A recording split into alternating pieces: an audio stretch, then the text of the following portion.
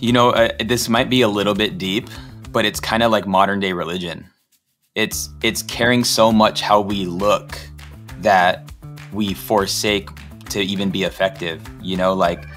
It's a fun. I mean, it's like I said, it's kind of deep, but the thing is content value is more important than production value, right? So the potency of content, the contents of your content is what matters.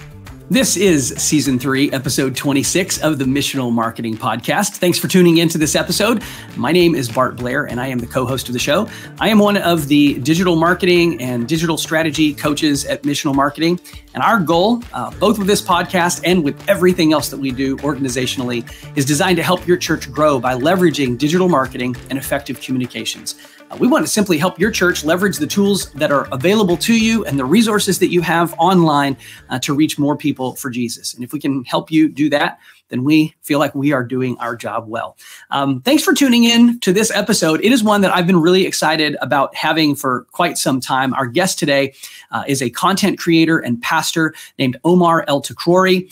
If you aren't following Omar on social media, specifically on Instagram or TikTok, you ought to be. The guy is brilliant. Unfortunately, we ran into some technical difficulties both before we started recording as well as right in the middle of this podcast episode. So it is a little shorter than most of our podcast episodes. And we didn't really quite get into all the stuff that we wanted to discuss with Omar, but we are going to set up another opportunity to do part 2 of this particular conversation. But I think that the things that Omar highlights for us in this episode will be very insightful for you. This might actually be an episode that you want to tee up for your entire leadership team as you think about how you're using digital media and the digital media platforms at your disposal to reach more people and to disciple the people in your church. It's a great conversation. I hope that you will agree. If you do agree, would you be so kind as to leave us a rating and a review on whatever your favorite podcasting platform is, or on our YouTube channel if you're watching this on YouTube. We'd love your feedback. And remember, if you're not subscribed, make sure that you subscribe so that you don't miss any of the future episodes that we have rolling out here. That's it for this week's intro. Again, thanks again for tuning in. I'm Bart Blair, and I'm going to throw things over to the CEO of Missional Marketing, Jason Hamrock, and here's our interview with Omar El-Takrori. Hey, Omar, welcome to the show. How you doing today, man? Dude, I'm excited. I'm honored to be here and help some communication directors and people who are involved in ministry and see how we can use video in a better and fresh way.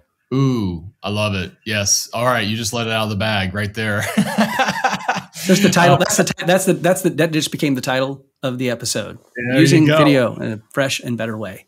That's awesome. Yeah. This is going to be a great episode. I'm really excited to unpack this with you. Let our listeners know a little bit about you, where you live, what's your ministry experience, and what's your passion. Yeah, my name is Omar El-Takrori, and currently I am a full-time creator. I create content for a channel called Think Media on YouTube, have about a little over 2.3 million subscribers, where we teach people the best tips and tools on how to build their influence with online video on YouTube. And a lot of times there's crossover because we have the opportunity to reach churches as we try to reach people in just that idea. But we are also a company built on scripture and, biblical principles. And, I'm also a community pastor at my church. I helped my pastors Jabin and Shannon Chavez, plan a church about 5 years ago here in Las Vegas, Nevada, called City Light Church. Mm-hmm. And so I found myself in, I definitely have a heart for the local church. It's kind of how we're even using the influence on Think Media to kind of, build the kingdom. And yeah, I mean, in that, I've seen that a lot of churches can use the help as well. But I used to work at a church as a creative director and, really grew in my gifts, talents, and abilities in that role for about 3.5 years, and then kind of stepped off staff to pursue starting a business and doing, small business promos, weddings and family photo shoots. And that was really cool until the opportunity presented itself to be able to help Sean Cannell, who's the CEO of Think Media, around 2016, help him shoot and edit some videos. And then around 2019, he was like, hey, can you start teaching? And so it's been a cool journey to see the growth of Think Media And, to what it is now, there's over 15 plus W-2 employees, multiple creators, and really trying to help people capitalize on the opportunity with online video. And what's so cool is, like I said, we, Think Media is a biblical principle company or it's built on biblical principles, that we even use the opportunity to share the gospel in the form of having live events. We'll have a live event. It's usually a video marketing event. Last year we had one in May of 2022. And, we invited John Bevere to do a bonus session. And we said, hey, if you want to come to the bonus session where, come figure out the secret sauce, we're giving away $300. And, there was 600 plus attendees that came to just that bonus session. And John didn't hold back. He, laid out the gospel, and, I think around 300 people raised their hand and gave their life to the Lord. And just a seed moment, and just how we can facilitate that. We try to do the best as possible in regards to getting people plugged into local churches and stuff. But all that to say, that's kind of what I'm doing. It's also a lot. I also just opened up my own studio here in Las Vegas. I started a group coaching program to help entrepreneurs get their setup kind of dialed, because I do think having a quality setup matters if you're a professional. And so, yeah, it's been fun. I really just video being a big part of my life as I took broadcast journalism in high school. This is now over 15 years ago. That's when I first got introduced to Adobe Premiere Pro. And I really fell in love with the process of creating videos. And, looking back now, it's funny that I'm the guy teaching it. A lot of people think I'm fairly gifted, but I just think if you do something for a really long time and you evaluate and you improve, that over time, you just become really good at what it is you do. Yeah. And so kind of my testimony in that. And even in the form of getting in front of camera and teaching, I've also been afforded opportunity from my pastor to allow me to preach on weekends. And I think my pastor is a phenomenal communicator. He's spoken at Elevation Church, Transformation Church, Hillsong, like you name it. Yeah. He's been on those stages, and I have the privilege to be able to learn from him and grow in my communication, even as a Bible teacher. And so, yeah, I guess you could say I'm a pretty dynamic kind of guy.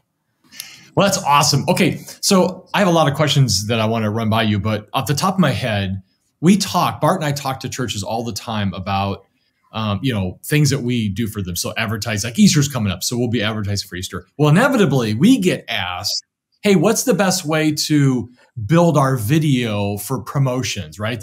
They're looking for ideas. They're looking for those tips in creating videos. And I give them different answers. I'm really curious about your answer. Like, what's the best way? What's the nuggets that you would offer people that are wanting to create videos?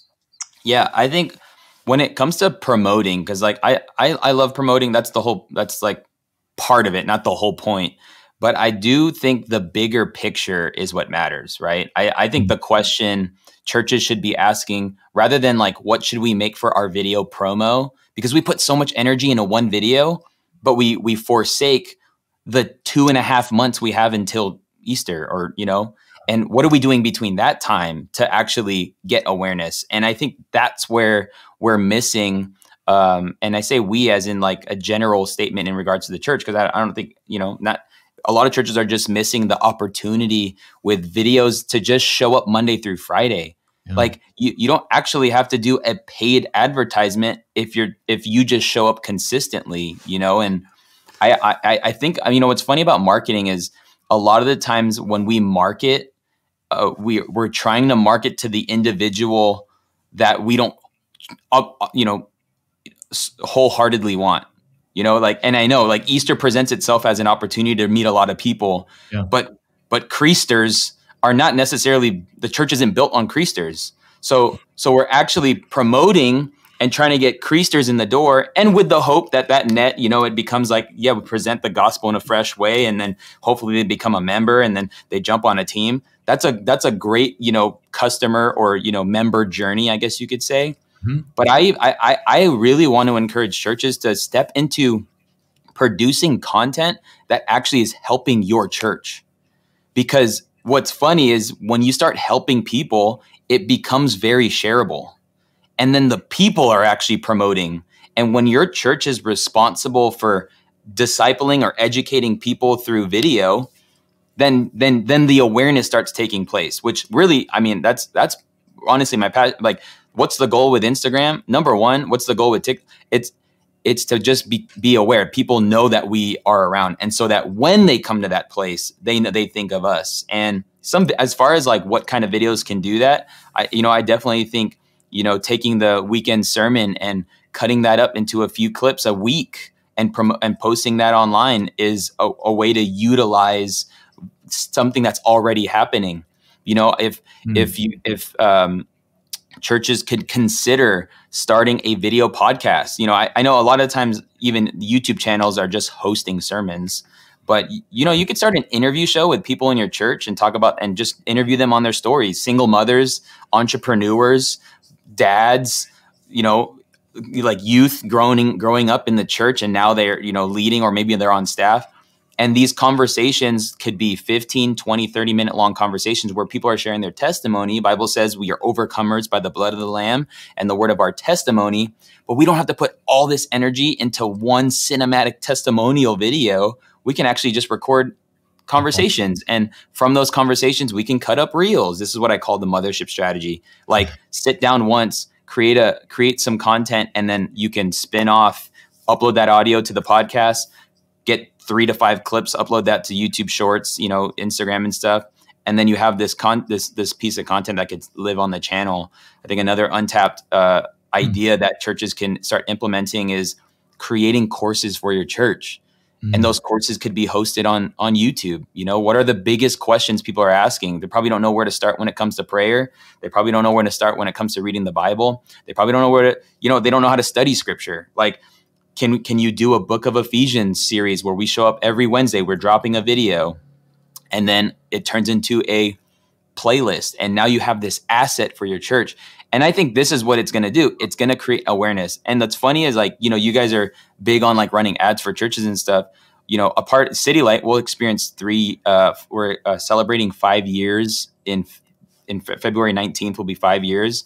And we're seeing, around 1,500 people on a Sunday, and we're trying to handle the crowds, and we can't even pay for marketing.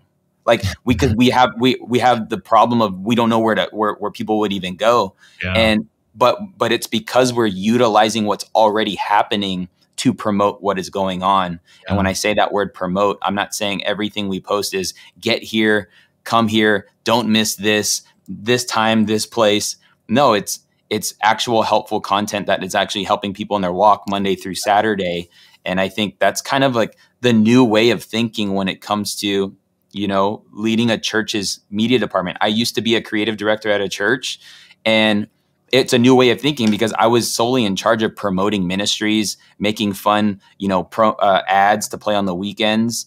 And now when I think about a communication or creative director at a church, you almost have to step into a pastoral point of view, because now the platform is an opportunity for people to be pastored, and for you to have the brain on how that can even happen, whether it be for a season you do a devotional, or whatever that may look like. But you being able to think those strategies through is really important, because I have found that most pastors don't have a content problem. If you tell them like, hey, can you write me up a 7-day Devo on peace? They're gonna be like, yeah, I already had it. I did a series like 3 years ago. I already have it. Like, I'll just bring it out of the woodworks. Okay, well, we're gonna sit down on this time. Here's this time window. We're gonna shoot all 7 of these Devos, 8 to 10, 15 minutes each. And then we'll have content for 7 weeks. And then we're gonna have this asset on peace. Like I think as I'm talking, people are probably like getting ideas, but I think that's the big question. Like, what are we doing from now until Easter to create an awareness about the fact that we just exist? And that, and I don't think you have to be overly overthinking it in terms of a studio, right? It's just use an iPhone, have some decent light, good microphone. I mean, is that right? Dude, you can get wireless mics on Amazon right now for like $35. It plugs one and then it has 2, and you can literally do a nice little conversation with it. Yeah, for sure. I think, and I don't want to, so you, Omar, while I watch your videos and the content that you're creating, you are really working to help primarily entrepreneurs, but certainly churches as well, really elevate their game as far as production quality, and things like that. I mean, you provide a lot of stuff that is super, super helpful in that regard. At the same time, I think one of the tensions that a lot of churches struggle with is, wanting to produce everything at an HBO level and not being able to do that. And therefore they don't do anything. You know, I don't want to say I'm a Gary V fan, but I will say Gary says version 1 is better than version none. And that's one of the things that from Gary V that I've always said, you know, sometimes you just got to go and do it. And if you do it, then you learn how to do it better. But we work with a lot of churches that I see that paralysis, because if we can't do everything at that broadcast level all the time, then we don't do anything. And what's your comment or your feedback on something like that?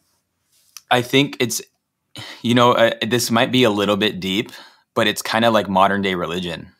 It's caring so much how we look that we forsake to even be effective. You know, like it's a fun, I mean, it's like I said, it's kind of deep, but the thing is content value is more important than production value, right? So the potency of content, the contents of your content is what matters. I have this coaching group, like literally right before this call or this interview, I had my coaching call, and I just interviewed one of the students in my group who has grown his IG from 2,000 followers in December, and we are here in now February 7, and he has 68,000 followers, all done with his smartphone, all posting content on how to read the Bible and where to get started. And he would just go to a coffee shop and then, you know, not even using audio, just sharing like, here are 3 Bible books that you can read about identity. Boom, boom, boom. And people love that stuff. And it's crazy that like this guy is growing his influence, Christian Mael, and yet, you know, he's a student pastor. He's also an intern director. He's doing a lot of things, but he just felt like, dude, people are spending 8 hours a day on their phones, and the church is vacant.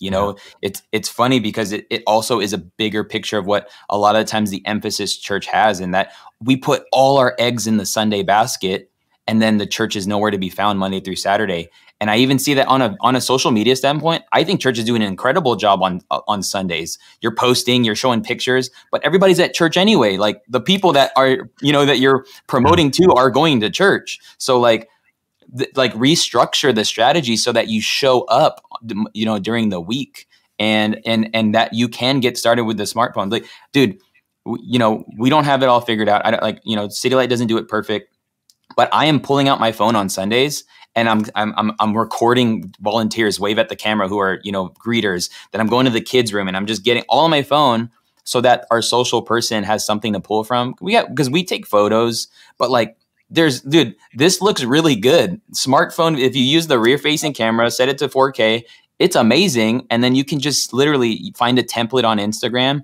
and then it has a song to it already. You just pick 4 or 5, 6 clips, and then it creates an edit for you without even like anything. So when I think about like, it comes down to this idea. It's not about your resources. It's about your resourcefulness, right? So what are you doing with what you already have? Heck, if you have this stuff, use it. But if you don't, or if you have it and it's paralyzing you from using it, then just go to the smartphone. And there's just something about, you know, we don't want to be messy because we're the church, because people are watching, but it's not messy because it's valuable. It's sharing a story. It's beautiful what the church has to offer.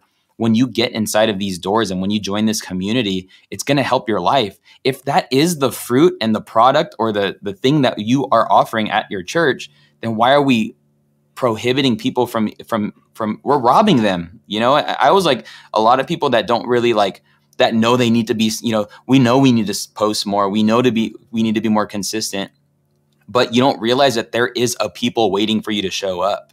Yeah. And if you don't, they'll either follow somebody else or they won't be reached. And I think that's a sobering reality as someone who's so passionate about the local church, that we can literally rob people from meeting with God because we care so much about perfection. Yeah. And if you think about, so this is really for you, church. If you look at Instagram or TikTok and you look at those videos, just the quality, that's all you have to do is just be like that. You don't have to have a studio with tons of equipment. Like Omar, you're saying, just walk around with an iPhone.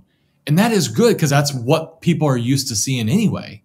And so you're no different, but your message is totally different. And I will see, honestly, really big churches are not consistent because they have that studio space. And I know you got to book your team to like, and I would even say churches that are doing content at a very high level, they are actually not being consistent because of that, you know, mind hurdle that it has to be shot in the studio. The audio needs to be perfect. And it's unfortunate because it actually is removing a touch. There is something relatable, even if you do have the stuff to show up a few times on a smartphone. Like sometimes our pastor will do an invite to Sunday just using his phone, because there's just something about seeing your pastor in that level, you know, like he's relatable. He's not just every time I see him, he's shot on a red camera or he's on a stage. No, he's at home in his office. Like, oh, dang, he's just like me. You know, like there's something powerful about that we definitely miss out on. Hey, Bart Blair here. I'm the producer of Missional Marketing's Church Growth Interviews podcast. Thanks so much for tuning in. At Missional Marketing, we're passionate about helping churches reach more people for Jesus online. And one of the ways that we do that is by helping churches acquire more new visitors to their website utilizing the Google Ad Grant. Google offers qualifying nonprofits, including churches, up to $10,000 a month in advertising. That means that you, as a church, could be using Google as one of your primary digital outreach strategies to communicate the gospel and reach more people in your community. If you'd like to learn more, visit our website at missionalmarketing.com and click the link at the top of the page that says Google Grants. We'd love an opportunity to partner with you in your mission to build God's kingdom here on earth. Well, thanks again for listening to our podcast. And now back to the show. Yeah. Another idea I've always shared with pastors is, hey, you know, when you're prepping, you're sitting at your desk, just take a minute and just record yourself going, hey, I'm right now, this is what I'm doing. Just drop a nugget, right? And then let your team take and run with that. Oh, dude, that's so good, because I think let's go a little bit beyond social media for a moment. Just the power of video. Like, when's the last time, and I think the answer is never, you pulled out your phone and you said, hey, Jacob, I saw you this Sunday and your photos were absolutely amazing. I'm just so grateful that you're on the team. I'm grateful that you serve with your gifts and love you so much. I hope you have an incredible week. And you text a video where you doing that. What will that do to that volunteer? Yeah. Oh, you know, I actually, that church that I brought on, I commissioned kind of their entire staff to do this with 3 people on their team. And multiple people said that their people responded with tears, literally, because of the thank you. Yeah. And it's because people want to be known and seen. And video, and not just talking about social video, we're talking about like using the power of our smartphone and using it to communicate in a fresh and better way, that it'll go so far, you know, just thanking your team even with your smartphone, shooting over that text or what have you. It just really is a powerful touch that you can have. Yeah. Bart? Man, that was absolutely, my brain is on overload right now because I'm thinking about that. I'm thinking about that principle right there, not just in how I'm going to share that with churches, but I'm thinking about my own personal life and how I can actually use that just to be an encourager for people in my life. So that jumped way over just like the ministry threshold and like into my own personal life and how I can implement that. Man, this is all really, really good stuff. I want to kind of pick your brain a little bit on maybe what you've given us some really practical things that churches can do today, things that maybe you've seen some other churches do, some things that you're coaching churches to do. Why don't you play a little bit of prognostication here in terms of, you know, say a church is doing many of the things that you just kind of laid out to do, some teaching, creating courses through YouTube, leveraging social media more during the week as a way of sort of adding value to people's social media feed rather than simply promoting. You know, if a church is doing all of these things, knowing where we're going culturally as far as the internet and video use is concerned, what are some predictive things that you see maybe coming in the future? How do these things impact a church long term? What kind of things do you see coming that maybe some of the rest of us don't see coming? Yeah, I mean, I definitely think pastors using ChatGPT to write sermons. That's a joke. Imagine. I mean, no. maybe.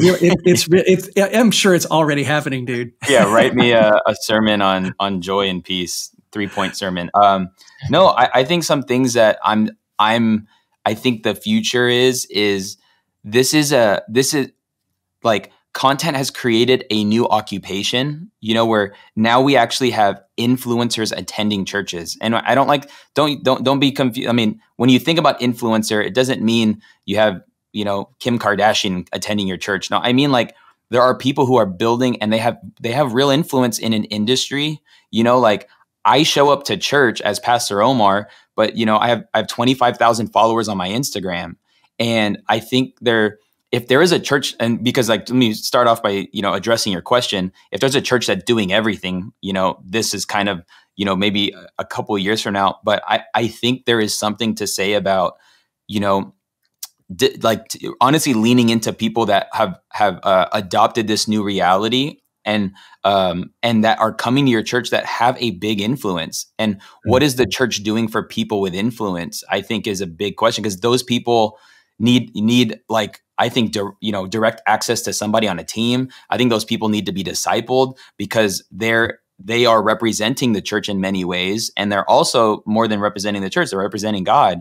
And that is a point of education that the church should be able to speak into. Now, how can you speak into that if that's not something you're even applying? And so, like, you just probably have a person coming to your church that you can even use as in the form of, like, hey, can you help us? We see that you're killing it online. How can you help us? And that relationship, I think, is going to happen more and more. That's what I foresee coming, because at our church, we have entrepreneurs that have 400, 500,000 followers on Instagram. We have, a lot of the Think Media team that lives in Las Vegas, we all go to City Light, and even Kyle is the video director there. But, like, yes, we're solid, but, like, I could only imagine when we notice someone who comes into the doors or starts joining a group, or even, like, joins the community at City Light, and we're like, oh wow, this person's, like, they're really, like, this is their hustle, like, or this is their job, is, like, they're a full-time content creator entrepreneur. They should be seen, because I think, because the multiplication factor is real. I'm not saying focus on people who only have a following and forget people who don't even have a social media. That's not what I'm saying. I actually think people who don't have a social media account can disciple people who do, because they have probably something to offer these people beyond, their thing. So, like, I think it's the two worlds merging together. People who didn't, social media is like this weird concept, but they are so foundational on their relationship, on their word, on their biblical interpretation, on their discipleship. Maybe they're older, maybe they're not, whatever, but then connecting them to people who have influence. Cause it's like, hey, I want you to represent God in a real way. And how can we do that effectively? Yeah, I kind of see that happening. I just had kind of a little mind blow moment there. So what I'm hearing you say is, I'll summarize that. People attending our churches oftentimes have far more influence online than we do as a church, or even as church leaders, right? How do we actually disciple those people? Number one, because we want them to be a better reflection of Jesus in the world. But number two, we want to be able to equip them on how to leverage the influence that they have for the kingdom, because that's really, that should be the personal calling on every believer's life, is to be light and be light. So, here's a question, man, and we're not going to answer this question, but I'm posing the question and I'm going to follow up on this. In what part of our discipleship pathway in our churches, in what part of our discipleship systems do we ever actually lean into people's use, their personal use of social media for their own personal evangelism and their own personal light into the community?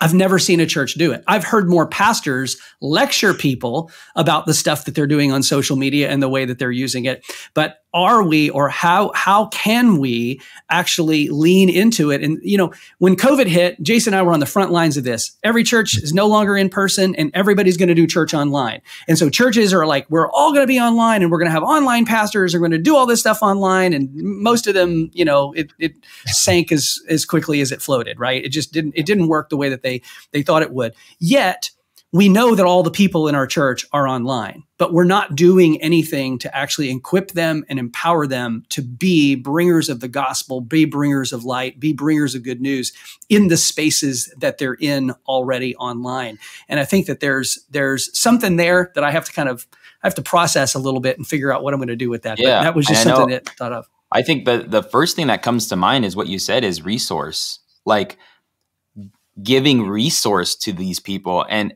a lot of the times, one powerful resource, back to kind of creating helpful, educational, and uplifting and encouraging content, is the shareability. So like, if all you're posting is flyers about men's breakfasts and like with pictures of bacon, they all have pictures of bacon, and, maybe it's the barbecue and the pig on the grill, whatever. But like, that's not something I want to share to my people. Right.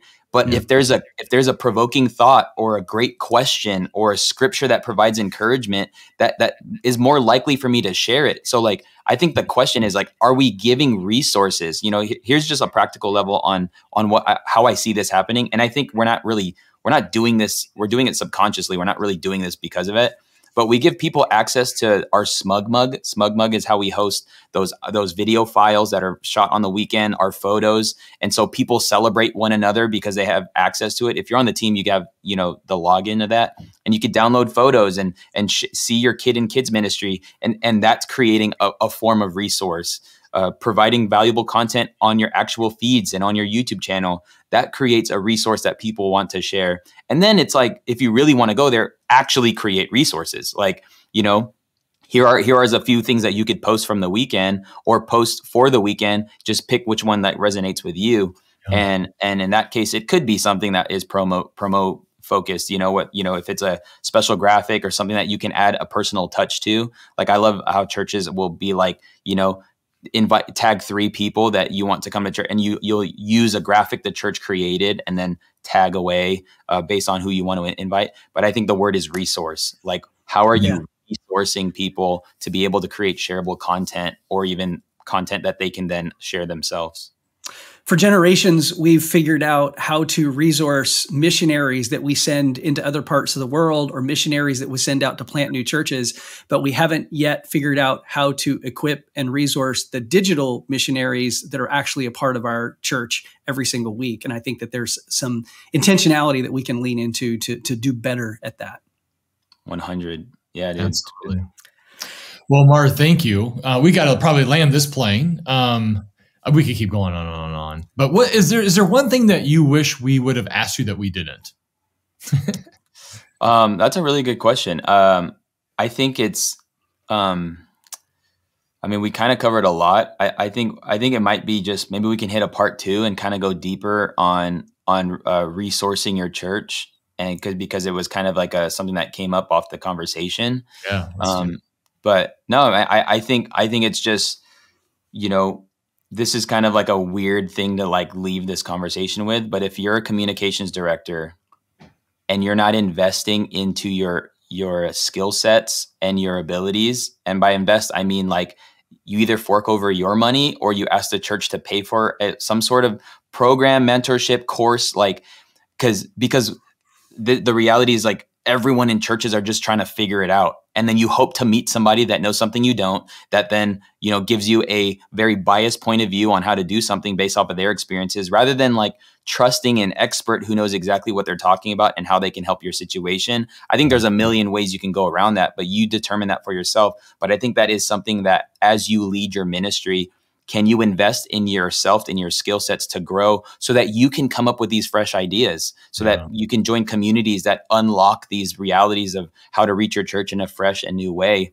And so that, I think that's just like something I personally never said before, but like, if you work at a church, get a budget for your education, and it not just be a 2-day conference where you just, eat good and then come back home and really have nothing to apply. Like join something that will level up your thinking and your leadership and your ability to create something new and fresh with video. Yeah. Well said. Yep, exactly. I give that advice a lot. You got to keep learning. You got to tap into it. So, well, thank you. We appreciate you taking time. Man, this has been fun. So how do people get a hold of you if they want to reach out? Yeah, I mean, you could follow me on Instagram. The Instagram is at Omar El-Tak. That's ELTAK, and then Rory, but it'll finish it off. I'll never sell you crypto. I'll never make you buy into Bitcoin. So don't fall for those things. I only have one account. And then if you really want to learn, literally going back to learning, almost every day, just pretty much every day, we drop a valuable piece of content on Think Media. It's on YouTube. Just search the word Think Media. And usually our videos aren't super long unless you follow the podcast. But if you click our video once a day for a season, I know in a month's time you'll just level up. And that obviously is free content on Think Media on YouTube. So yeah, YouTube, or follow me on Instagram. I'm pretty active in the DM. So if you have any questions, just reach out. Awesome, Omar. We probably will reach out to see if we can do 2.0 on this conversation. For sure. And I know I kind of tapped in a little late, but I would love to do a 2.0. Yeah. All right, man. Thanks so much for joining us today.